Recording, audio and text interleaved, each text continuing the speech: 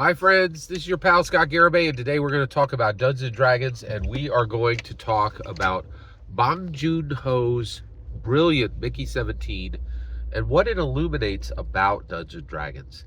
So today we're going to talk about the Originator, okay? All right, so first of all, you don't need to do any homework to understand this video, but if you would like, this video is part of a playlist, and so you can watch the playlist to get full context. And yeah, all right, so let's go ahead and go from there. All right, so at this point, we have this question. So what does Bong Joon-ho's Mickey 17 really illuminate about Dungeons and Dragons? More than anything, it explains why people who play Dungeons and Dragons are extremely different than people who don't. So, first of all, spoilers for Mickey 17 in this. So basically, we've already talked about the human, right? What is a human? A human is a human person who has never played Dungeons and Dragons.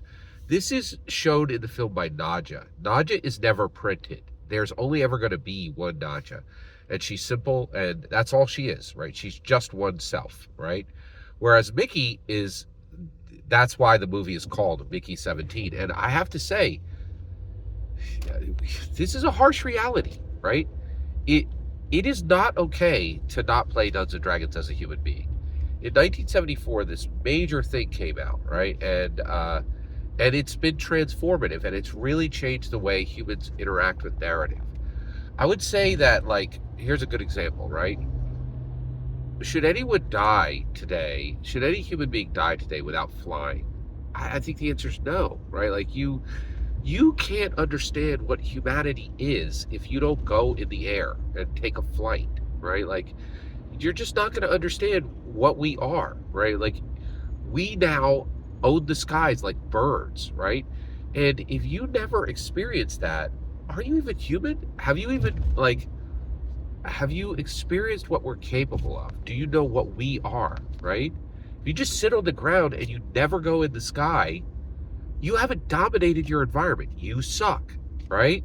So this is the point. Like, I'm so sick of all this useless commentary of do whatever you like. No, there are paths that suck. There are paths that are wrong, right? No one is out there saying, hey, if you never want to fly on an airplane, that's fine. No, if you've never flown on an airplane, go do it, right? Like, it's really important. And you're like, well, what if I don't have the resources to? That's fair, okay? If you're poor, right, that's a conversation, right? But that's a condition that has been put upon you, right? I am talking about people of agency, okay? And let's make it super clear. When we are talking about Dungeons and Dragons, and this is why I will never shut up about Dungeons and Dragons. Every single person engaged in Dungeons and Dragons is a person of agency, right? These are not people who are like constrained by their limitations, right? Oh, I can't fly, right? Like, I'm not talking, if you're too poor to fly, you're excused, okay? It's okay that your life sucks, whatever. Go with God, right? Like, but I'm talking about people with agency, right? And you should never choose to not fly in your life, right? It's a really important change. It will change you as a person, right? And so, and this is my point, is like, we look at Nadja, and Nadja is less than Mickey. Less than Mickey. She's not of the same value as Mickey. She's nothing compared to him. She's never been printed, right? She's just oneself.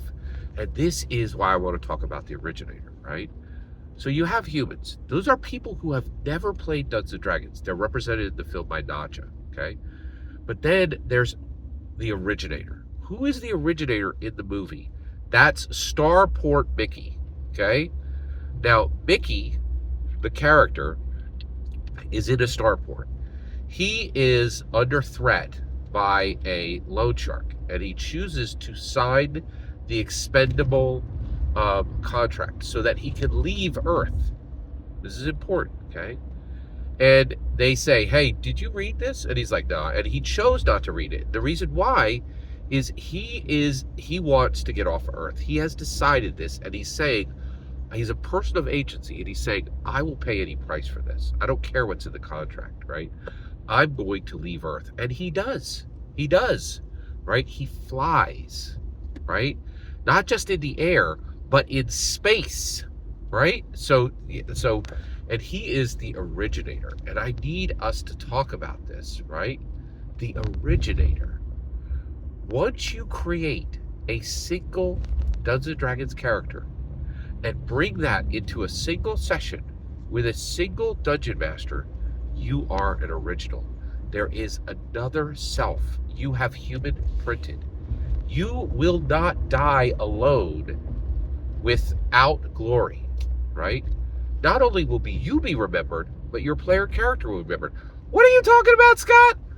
What, just making a player character is going to make you famous or something?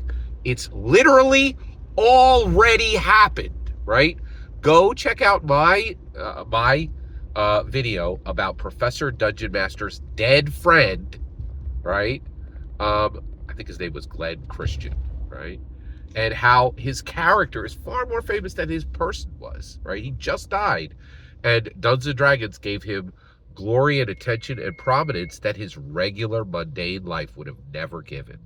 Literally hundreds of thousands of people are more aware of him because of that, right? It's astonishing, absolutely astonishing, right? Incredible. Okay. So this is the point, right? And and when we watch Bong Joon-ho's film, Mickey 17, we realize what we are doing with Dungeons and Dragons is fundamentally important and severs us from regular humanity. People who live here who suck, who will never be more than they are. They just have one self, which sucks. That is a state of suck. If you do not play Dungeons and Dragons, you suck as a human, right? And we need to stop this nonsense of saying, oh, this is just a little hobby that we have for ourselves that we enjoy. Every human on the planet has to experience Dungeons and Dragons. It's important, right? Because if they don't, they are never printing. They're never human printing. They die alone in a void. There's never another self for them. And that is morally wrong, in my humble opinion. Every single word you just heard in this video is my humble opinion. Nothing more, nothing less. The important part is when I get to hear your humble opinion when you get in the comments and send your traffic. Please consider liking, subscribing, and have a fetch millennium.